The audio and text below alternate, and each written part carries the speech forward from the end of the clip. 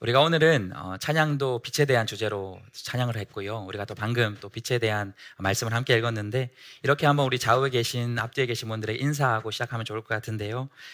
누구누구 집사님 이름을 아시면 불러도 좋고요. 아니면 집사님 부르시면서 집사님 오늘 얼굴이 해같이 빛나십니다. 우리 그렇게 한번 서로 인사하시면 좋겠습니다. 네. 서로 해같이 빛난다라고 이렇게 인사하니까 좀 기분이 어떠신가요? 밝고 좋아하시나요? 근데 또 어떤 분들 중에 그런 분들이 있을 것 같아요. 하필 오늘 좀 화장도 좀 대충 하고 좀 덜 꾸미고 이렇게 왔는데 민망하게 또 빛난다라는 또 그런 인사를 왜 나누나 그렇게 생각하시는 분도 있을 것 같습니다. 그런데 우리가 한번 생각해 보면 반대로 인사한다라고 하면 또 어떨까요? 만약 반대로 집사님 오늘 얼굴이 어두침침합니다. 그렇게 인사하면 기분이 어떻겠습니까? 뭐니 해도 어둠보다는 빛이 좋다라는 것입니다. 그런데 세상에는 빛보다 어둠을 좋아하는 사람들이 많이 있습니다. 저의 과거를 돌아봐도 저는 빛보다 어둠을 좋아했던 때가 있었습니다. 제가 20대 중반까지는 빛보다는 어둠을 훨씬 좋아해서 어둠이 내리는 밤에 주로 활동을 했고요. 빛이 생기는 낮에는 다시 어두운 방으로 들어가서 생활했던 그런 시절을 보냈던 적이 있었습니다. 밤에 어떤 활동을 하고 다니는가, 그것은 오늘 말씀드리지 않겠습니다. 반면에 저희 어머니가 오늘 오셨는데, 저희 어머니는 저랑 반대로 빛의 사람이었습니다. 저희 어머니는 이 새벽빛이 밝게 떠오르면 그때 깨어나서 어김없이 비가 오나 눈이 오나 새벽 예배를 드리러 가시는 분이었고요. 반면 아들인 저는 새벽빛이 떠오르면 집으로 귀가하는 그런 삶을 살았습니다.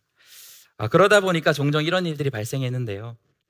어떤 일이냐면 대문 앞에서 마당에서 새벽 예배를 나가시던 어머니, 집으로 들어오던 저, 이렇게 만나던 때가 종종 있었습니다. 재미있는 것은 어머니가 정말 모르셨거나 아니면 모르는 척 해주신 건지 모르겠지만, 새벽 기도를 나가시다가 들어오는 저를 만나시고는 용기야, 이제 나가는 길이야? 오늘은 왜 이렇게 일찍 나가? 제가 그 순간 너무 당황해서 저도 모르게 거짓말로 지금 나가는 길이야.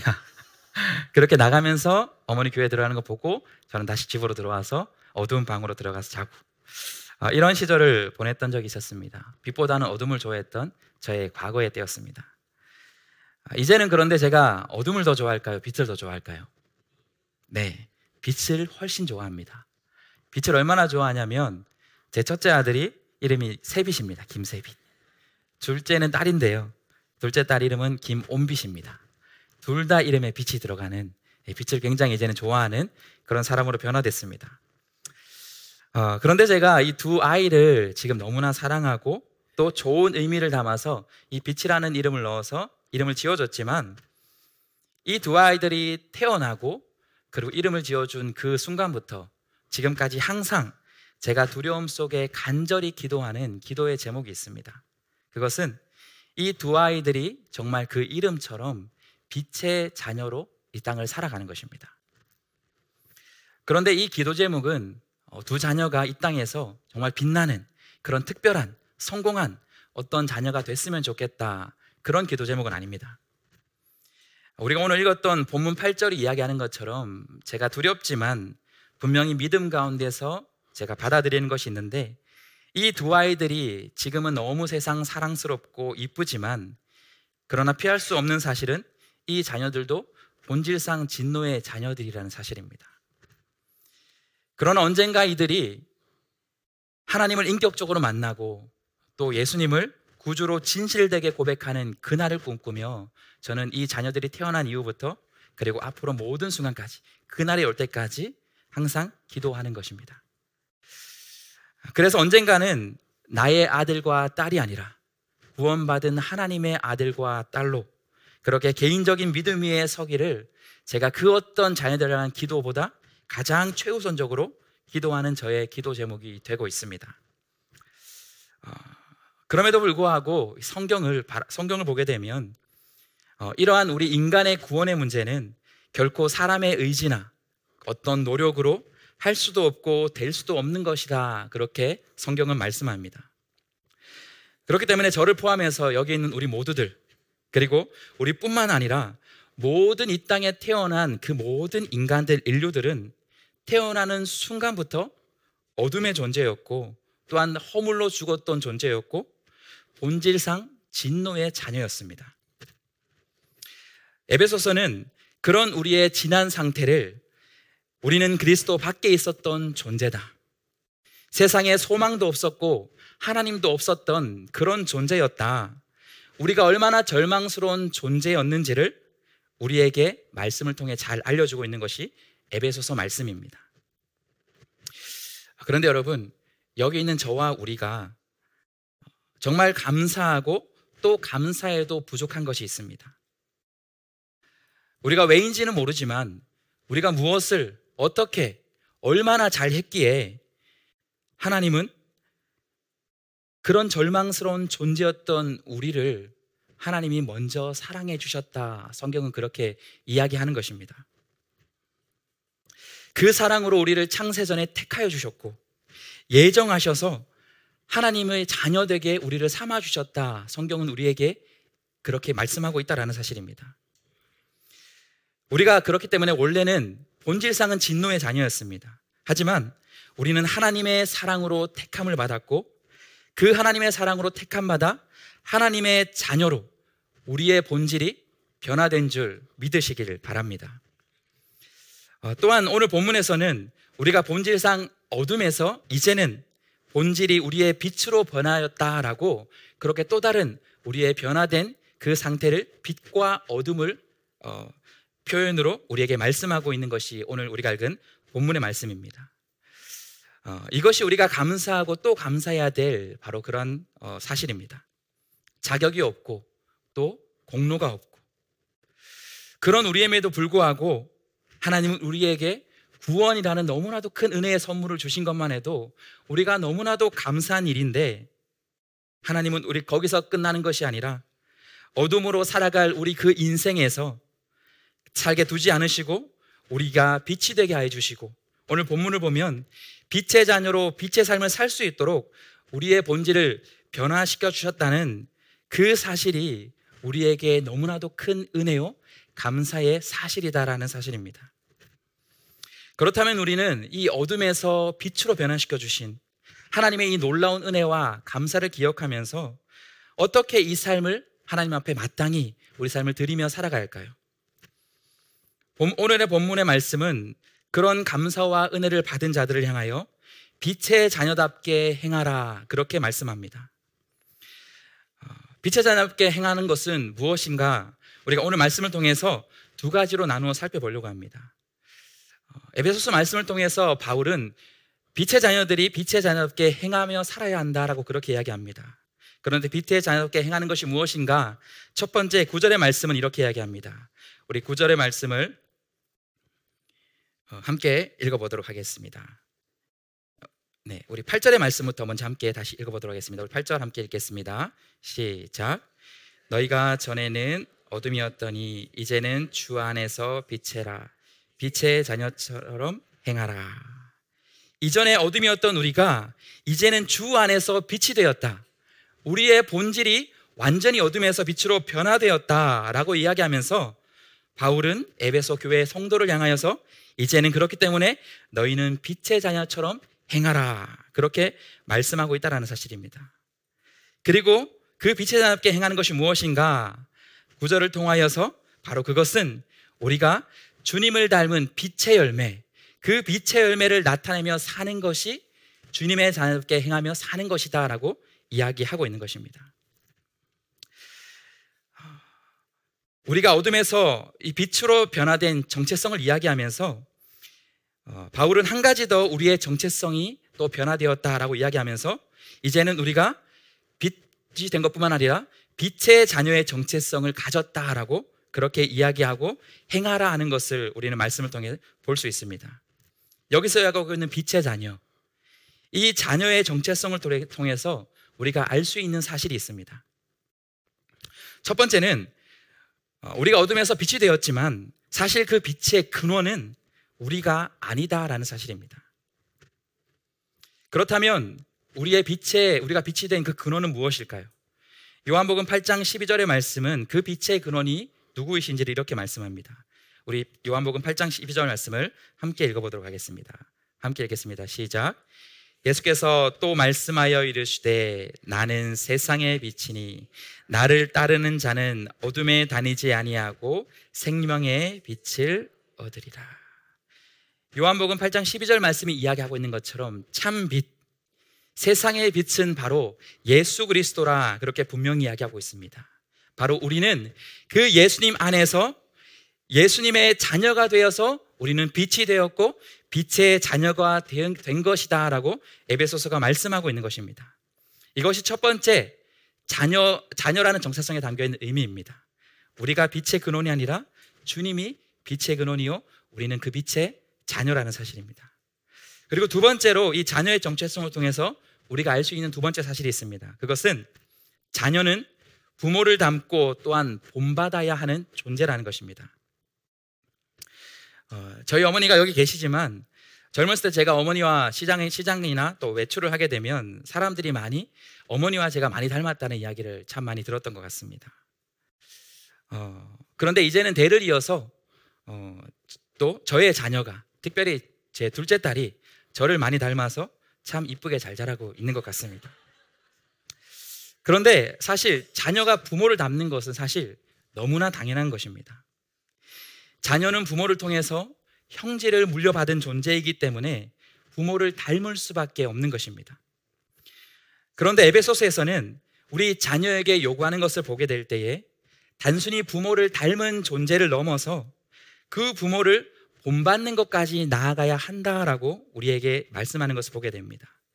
에베소서 5장 1절의 말씀인데요, 우리 5장 1절의 말씀을 함께 읽어보도록 하겠습니다. 함께 읽겠습니다. 시작. 그러므로 사랑을 받는 자녀같이 너희는 하나님을 본받는 자가 되고, 사랑을 받는 자녀가 되었고요, 하나님의 빛의 자녀가 되었습니다. 그렇다면 그 자녀는 어떻게 살아가야 되느냐? 그 부모 대신 주님을 닮아서 본받는 자가 되어야 된다라고 우리에게 이야기하고 있는 것입니다. 우리가 가진 이 빛의 정체성도 마찬가지입니다. 빛 대신 주님을 닮고 그 빛 대신 주님을 본받아 그 모습으로 살아가는 것, 주님을 닮아 빛의 열매를 세상에 나타내며 살아가는 것이 빛의 자녀로서 우리가 행하며 살아가야 되는 모습이다라는 것을 성경이 우리에게 이야기하고 있는 것입니다. 그렇기 때문에 구절을 보게 되면 빛된 우리를 통해서 나타내야 되는 빛의 열매를 세 가지로 이야기하고 있는데, 이 세 가지를 하나씩 살펴보게 되면 이 세 가지 모든 것은 사실은 하나님의 성품을 말하고 있다는 것을 우리는 알 수 있습니다. 구절을 보면 빛의 열매는 모든 착함과 의로움과 진실함에 있느니라, 그렇게 우리가 나타내야 될 빛의 열매에 대해서 설명하고 있습니다. 우리가 나타내야 될 빛의 열매는 첫 번째는 착함입니다. 다른 말로는 우리가 선하다라고 얘기하는 그러한 표현입니다. 세상에 유일하게 선하신 분, 우리가 닮아야 될 그 존재가 바로 선하신 하나님, 그 하나님을 닮은 그 모습으로 우리가 열매를 맺으며 살아가야 한다는 것을 이야기하고 있는 것입니다. 또한 두 번째로 이야기하고 있는 빛의 열매는 의로움입니다. 의로우신 하나님, 유일하게 이 세상에서 의롭다 말할 수 있는 그 하나님을 닮아 그 모습을 닮아 빛을 열매를 맺으며 살아가는 것이 바로 우리의 모습이다라는 것을 이야기하고 있는 것입니다. 마찬가지로 세 번째도 진실함을 이야기하는 것입니다. 이 진실함은 거짓이 없으신 유일하게 진실하신 그 하나님, 이 하나님의 성품을 우리도 닮아서 자녀인 우리가 본받아서 빛의 열매를 나타내야 하는 삶을 살아야 한다라는 것을 구절이 이야기하고 있는 것입니다.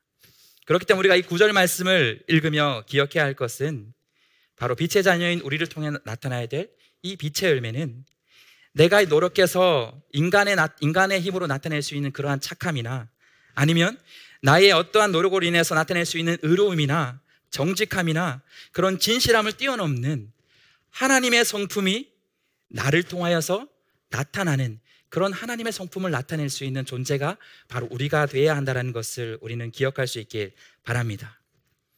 우리가 언젠가 어느 장소에서는 누군가에게는 선하다라는 소리를 들을 때가 있습니다. 그런데 또 어떨 때는 또 다른 누군가에게는 또 다른 상황에서는 악하다는 소리를 우리가 듣게 된다라면 그것은 우리는 빛의 자녀처럼 행하고 있지 않다라는 것을 말하는 것입니다. 주로 우리가 교회에서는 어떻습니까? 모두 다가 선한 모습으로 그렇게 살아가지만 집에 가면 돌변하는, 그 모습이 변하는 그런 사람들도 있게 되는 것 같습니다. 그래서 가끔 그런 이야기를 듣게 되는 것 같습니다. 목사님, 저희 남편이, 저희 아내가 집에 가면 다릅니다. 여기서는 이렇게 착하고 선한 것 같지만 집에서는 다릅니다. 그렇게 이야기하시는 분들도 있고요. 그보다 좀 더 많은 경우가, 이런 경우가 제가 많이 들었던 것 같습니다. 목사님, 저희 아빠는, 저희 엄마는 교회와 집에서 모습이 달라요. 부모님 때문에 실족해서 저는 교회에 안 나갑니다. 이런 이야기를 들었을 때도 있는 것 같습니다. 저 같은 목회자는 어떨까요? 사실 별반 다르지 않은 것 같습니다. 지난주 제가 청년부 수련회 답사를 청년들과 함께 다녀왔었는데요. 교회 봉고차를 타고 함께 갔습니다. 답사 장소에 도착해서 주차장에 주차를 잘하고 답사를 마치고 나왔는데 저희가 주차해놓은 교회 본고 앞에 어떤 차가 이중 주차를 이렇게 해놓았더라고요. 그럴 수 있다고 생각했습니다. 그런데 이중 주차 차를 좀 빼달라고 전화를 하려고 전화번호를 찾아보니까 그 어디에도 전화번호를 남겨놓지 않고 이중 주차를 해놨습니다. 제가 그 상황이 너무나 황당하기도 하고 또 시간이 지나도 오지 않는 주인을 생각할 때 점점 마음속에 화가 올라오는 것을 제가 느꼈습니다. 그렇게 그 주인을 찾기 위해서 이곳저곳을 다니다가 청년과 통화를 하면서 이 주인이 와서 차를 빼고 있다라는 이야기를 듣고 제가 그 본고로 돌아가면서 참 많은 마음의 갈등을 했던 것 같습니다. 가서 그 주인에게, 이중차라는 주인에게 화를 내야 되는 건가, 말아야 될 것인가, 참아야 될 것인가. 그런데 점점 가까우면 가까워질수록 제 마음의 화가 더 크게 일어나는 것을 느꼈습니다. 그런데 감사하게도 제가 그 이중차 하신 분에게 화를 내지 않고 아무 말도 하지 않고 참고 저희 본고를 차고 정들과 함께 돌아왔던 그런 시간들이 있었습니다. 제가 어떤 마음으로 그 순간을 잘 참았을 것 같은가요? 제가 선했기 때문에 그런 것은 아니었습니다.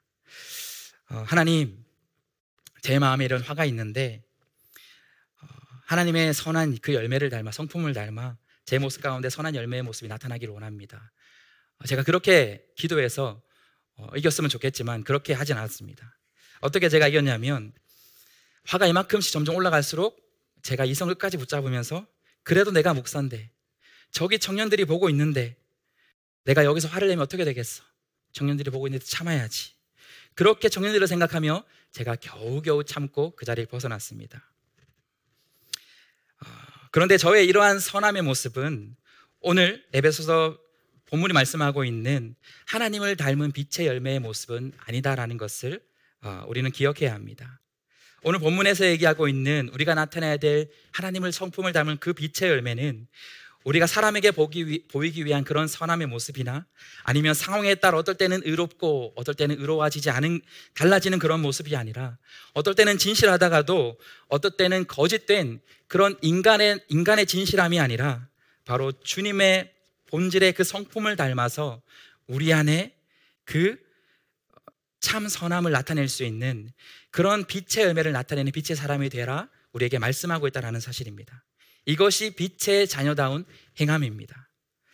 우리가 그렇게 주님을 닮아 빛의 자녀다운 그런 행함의 열매를 나타내게 될 때 10절의 말씀은 그 모습을 통하여서 주님이 기뻐하신다라고 우리에게 분명히 이야기하는 것을 우리는 볼 수 있습니다. 저와 여러분에게 주님의 모습을 닮은 그런 빛의 열매가 우리에게 나중에 나타나는 것을 통해서 주님을 기쁘시게 하며 살아갈 수 있는 그런 빛의 자녀가 되시길 주님의 이름으로 축복합니다. 우리가 계속해서 이후에 본문을 살펴보게 되면 우리를 통해서 주님을 닮은 빛의 열매가 그렇게 나타나게 될 때 주님에게도 기쁨이 되지만 오늘 본문은 뿐만 아니라 우리가 세상 가운데도 기쁨이 될 것이다, 그렇게 이야기하고 있습니다. 왜냐하면 세상은 우리의 빛을 통해서 세상의 어둠이 드러나고 또 세상의 어둠이 밝아져서 그 어둠이 빛이 될 것이라 그렇게 말씀하고 있기 때문입니다. 그렇기 때문에 우리가 빛의 자녀처럼 행하는 두 번째 모습은 빛으로 어둠을 밝혀야 한다는 것입니다. 우리 이번의 대지를 함께 같이 읽어보도록 하겠습니다. 함께 읽겠습니다. 시작. 빛으로 어둠을 밝혀야 합니다. 11절의 말씀을 보면 너희는 열매 없는 어둠의 일에 참여하지 말고 도리어 책망하라, 그렇게 말씀하는 것을 보게 됩니다. 우리가 이전에는 어둠이었지만 이제는 빛이 된 그런 빛의 자녀로서 우리가 먼저는 이전에 우리가 행했던 그런 어둠의 일에 참여하지 말아야 되는 우리의 모습이 나타나야 합니다. 그런데 우리가 11절의 말씀을 한번 생각해 보면 바울은 왜 이미 이 빛이 되었고 또 빛의 자녀가 성도들이 되었다라고 이야기하면서 이전에 어둠의 일에 다시 참여하는 것을 그렇게 하지 말라고 말하고 있는 것일까? 우리는 생각해 볼 필요가 있는 것 같습니다. 어둠에서 빛으로 우리의 본질은 변화되었지만 우리는 여전히 이 어둠이 가득한 세상 가운데 우리가 살고 있기 때문에, 그런 존재이기 때문에 우리는 다시 그 어둠의 모습으로 돌아가지 않을까 항상 경계해야 된다는 것을 바울은 이야기하고 있는 것입니다. 그리고 12절은 바울은 이렇게 이야기합니다. 그들이 은밀히 행하는 것들은 말하기도 부끄러운 것들이라. 12절이 말하고 있는 것처럼 우리가 살아가는 이 세상, 그리고 세상 사람들 가운데는 우리가 정말 이제는 입에 담기도 부끄러운 그런 은밀히 행하는 그런 죄악들, 그런 어둠의 일들을 여전히 행하고 있는 것이 세상이고 세상의 사람들이라 12절은 그렇게 이야기하고 있는 것입니다. 오늘 우리가 읽었던 이 본문의 12절뿐만 아니라 바울은 이전에 에베소서의 많은 말씀을 통해서 이전의 세상에 그런 악한 행실로 돌아가지 말아야 될 것을 우리에게 경계하며 하는 여러 가지의 말씀들을 우리가 살펴볼 수 있습니다.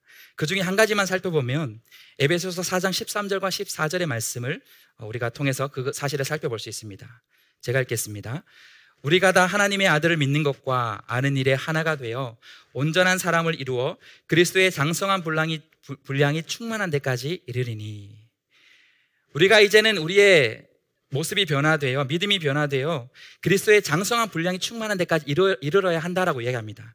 그러면서 14절에 이야기하는 것이, 이는 왜냐하면 우리가 이제부터는 어린아이가 되지 아니하여 사람의 속임수와 간사한 유혹에 빠져 온갖 교훈의 풍조에 밀려 요동하지 않게 하려 함이라. 14절에 이야기하고 있는 것처럼 우리가 지금도 살아가고 있는 바로 이 현실, 이 세상은 진실보다는 수많은 속임수와 거짓들이 난무하는 그 세상에 우리는 살고 있고요. 또한 온갖 간사한 유혹들, 또한 온갖 세상의 교훈과 세상의 잘못된 풍조들이 언제고 우리를 넘어뜨리려 기회를 엿보고 우리를 유혹하는 것이 바로 우리가 지금도 살고 있는 세상이기 때문입니다.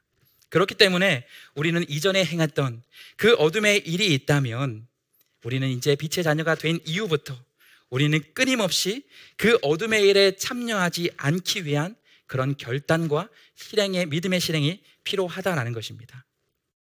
우리 가운데 습관적으로 화를 냈던 그런 분들이 있다면 더 이상 내가 그 악한 분냄의 일에, 어둠의 일에 참여하지 않을 수 있는 결단과 실행의 모습이 필요합니다. 제가 어둠 가운데 있었던 지난 과거의 시절을 얘기했었는데요. 제가 그 20대 중반의 시기를 거치고 나서 다시 빛의 자녀가 되고 다시 하나님의 자녀가 되어 회복된 그런 인생을 살아가던 때가 있었습니다. 그런 청년의 때를 살 때에 저는 잘 살고 있는 줄 알고 저는 빛의 자녀로 살아가고 있는 줄 알았지만 제가 새벽 기도 가운데 기도하는 가운데 하나님께서 그동안 저의 그 지난 과거의 삶을 기억나게 하시면서 제가 특별히 제 안에 있는 여전히 남아있는 지난 과거의 어둠의 그런 행실의 모습들, 특별히 부모님을 향하여서 여전히 잘못된 자녀 행실된 모습들을 깨닫게 하시며 부모님에게 회개하라라는 그런 기도 가운데 응답을 주셔서 제가 그 말씀에 순종하여서 새벽 예배가 끝나고 부모님에게 아침에 식사를 하면서 그 말을 전했던 기억이 있습니다. 식사를 하던 중에 제가 부모님에게 엄마 아빠 오늘 기도하는데 하나님이 내가 여전히 부모님에게 버릇없이 말하고 그렇게 이전에 행했던 그런 나쁜 모습들을 보이는 것에 대해서 회개하라고 말씀해서 얼마에게 잘못을 구합니다. 제가 이렇게 그 말을 전했는데요. 그때 정말 정말 제가 생각하지 않았던 부모님의 반응이 이어졌었습니다. 그 반응은 무엇이었냐면 그 이야기를 듣고 식사를 하시던 저희 어머니가 제 앞에서 펑펑 우시던 거였습니다. 제가 너무 깜짝 놀랐었는데요. 제가 그렇게 얘기하냐면 괜찮다, 이제 너를 용서할게, 이제부터 잘 살면 된다, 잘하면 된다, 그렇게 얘기할 줄 알았는데 제 어머니가 평소에 제 앞에 잘 울지 않다가 펑펑 울면서 그렇게 이야기했습니다. 하나님이 이제서야 내 기도를 응답하시는구나. 내가 너를 잘못 키운 줄 알았다. 좋게만 대해주고 믿어만 주면 잘 클 줄 알았는데 점점 나쁘게 변화되고 교회를 다니면서도 여전히 변하지 않는 그 모습을 보면서 내가 너를 잘못 키운 줄 알았다. 그러나 하나님이 나의 기도를 오늘 들어주셨다. 제가 어둠 가운데 거하다가 이제는 빛의 가운데로 살고 있다라고 생각했지만 제 모습 속에는 여전히 이전에 가지고 있던 습관적인 어둠의 행실들이 제 안에 있었다라는 사실입니다. 어쩌면 저뿐만 아니라 여기 있는 우리들 가운데도 빛의 자녀로, 주님의 자녀로 우리가 또 그렇게 성도로 살아가고 있지만 우리의 모습 가운데 여전히 누군가에게는, 또 세상 가운데는 여전히 나의 모습 가운데 어두운 그런 이전의 행실을 행하며 살아가고 있는 우리의 모습이 있다면 우리가 지금 이 즉시 우리의 죄악된 모습들을 끊어내기를 결단하고 중단할 수 있는 여러분의 결단, 믿음의 결단이 있길 주님의 이름으로 축복합니다. 이처럼 열매 없는 이 어둠의 일에 참여하지 않는 이것이 빛의 자녀다운 행함의 시작이 되는 것입니다. 그런데 오늘 본문은 그렇게 끊는 것에서 멈추는 것이 아니라 한 발 더 나아가서 이제는 세상 가운데 어둠 가운데 있는 그 어둠을 빛으로 드러나게 하고 나의 빛을 통하여서 어둠으로 둘러싸인 세상과 그 세상 사람들을 이제는 어둠을 밝혀 빛이 되게 하는 일에 또 나아가야 한다라고 이야기합니다. 13절의 말씀은 우리가 그렇게 이야기합니다. 우리 13절의 말씀도 함께 읽어보도록 하겠습니다. 우리 13절의 말씀을 함께 읽겠습니다. 시작. 그러나 책망을 받는 모든 것은 빛으로 말미암아 드러나나니 드러나는 것마다 빛이니라. 여기 13절에서 얘기하고 있는 책망을 받는 이라고 이야기하는 이 책망이라는 부분, 그리고 앞선 11절에서 나왔는데요. 너희는 열매 없는 어둠의 일에 참여하지 말고 도리어 책망하라라고 이야기하는 이 책망하라는 표현은 사실은 드러낸다라는 그런 언어의 의미가 담겨 있습니다. 그렇기 때문에 우리가 세상 가운데 빛을 밝히며 살아간다라는 그런 의미는, 세상의 어둠을 밝히는 그 의미는 세상을 향하여 잘못된 것을 책망하고 정죄하기 위한 그런 책망을 이야기하는 것이 아니라 어둠 가운데 있는 세상에 빛을 드러내고 또한 그 어둠을 빛으로 드러내게 하기 위하여서, 회복을 시키기 위하여서 우리를 통하여 그 빛을 드러내는 삶을 살아야 된다라는 것을 오늘 13절이 이야기하고 있다는 것입니다.